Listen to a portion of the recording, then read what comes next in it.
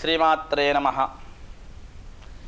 దేవీ శరన్నవరాత్రుల్లో భాగంగా 8వ రోజు అమ్మవారు ఇంద్రకీలాద్రిపై వెలసి ఉన్నటువంటి దుర్గాదేవి యొక్క స్వరూపంతోనే మనకు దర్శనమిస్తారు. అమ్మవారు దుర్గాసురుడు అనేటువంటి రాక్షసుని వధించి ఇంద్రకీలాద్రిపై దుర్గాదేవి అనేటువంటి నామంతో ఈ రోజుకి కూడా ఎంతోమంది భక్తుల చేత చక్కగా కూడా పూజలు అందుకున్నటువంటి ఆ దుర్గా అమ్మవారిని ఆ రోజు మనం చక్కగా అలంకార స్వరూపంగా కూడా ఆరాధించవచ్చు.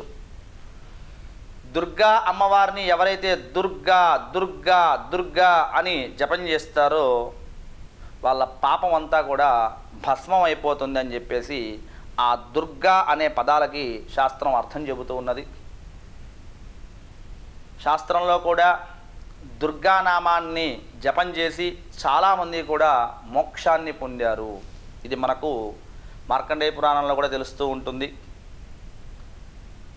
విశేషమైనటువంటి ఈ దుర్గా అమ్మవారిని మనం ఎప్పుడైతే ఆరాధన చేస్తామో రోగ భయాలు, ముఖ్యంగా రోగ భయాలు, శత్రు భయాలు, అన్ని విజయాలు సిద్ధించాలి అని అంటే ముందు మనకి 3 శత్రువులు అడ్డం వస్తూ ఉంటారు. కాయక శత్రువులు, వాచక శత్రువులు, మానసికమైనటువంటి శత్రువులు. మనల్ని మనసులోనే తిట్టుకునేవారు కొంతమంది ఉంటారు, నోటితో తిట్టుకునే వాళ్ళు కొంతమంది ఉంటారు, శరీరం మీద దాడి చేయాలని కొంతమంది ఎదురు చూస్తూ ఉంటారు. అసలు మనల్ని అవమానించడమే వాళ్ళ యొక్క ముఖ్య ధ్యేయంగా ఉంటుంది. ఎందుకంటే ఎదుటి వారిని అవమానించాలి అనేటువంటి విధానం వాడికి ఎందుకు కలుగుతున్నాయా అంటే వాడిలో ఈర్ష, ద్వేషము, అసూయ ఇటువంటి రాక్షసులందరూ కూడా విశేషంగా వాడిని ప్రోత్సహిస్తూ ఉంటారు. వీడు సాధన చెయ్యాలి, వీడు కూడా పైకి రావాలని వాడు అనుకోడు. వాడు ఒక్కడే పైకి వస్తున్నాడని మనల మీద ఈర్ష్య చెందేవాళ్ళు, వాడు మాత్రమే సంపాదిస్తున్నాడని ఈర్ష్య చెందేవాళ్ళు, ఇలాంటి వాళ్ళందరూ కూడా ఉంటారు.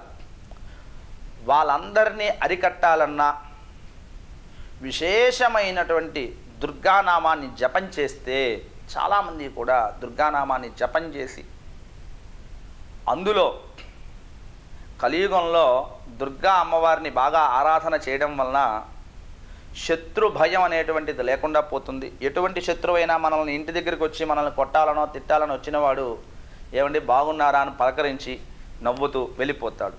ఎందుకనంటే అమ్మవారు మనలో ఉండేటువంటి సత్వగుణముల్ని చూపించి అమ్మవారి యొక్క అనుగ్రహం చేత వాడి బుద్ధినే మార్చేస్తుంది. ఎందుకోసం వచ్చాడో ఏం మాట్లాడాడో తెలియకుండా వెళ్ళిపోతాడు. అందుకనే భగవంతుడు ఎప్పుడూ కూడా మనకు ఒక రక్షణ వలయంలాగా ఉంటాడు. అలానే పరమాత్మని నువ్వు పురుష స్వరూపంతో చూస్తే పురుషుడు, స్త్రీ స్వరూపంతో చూస్తే స్త్రీ.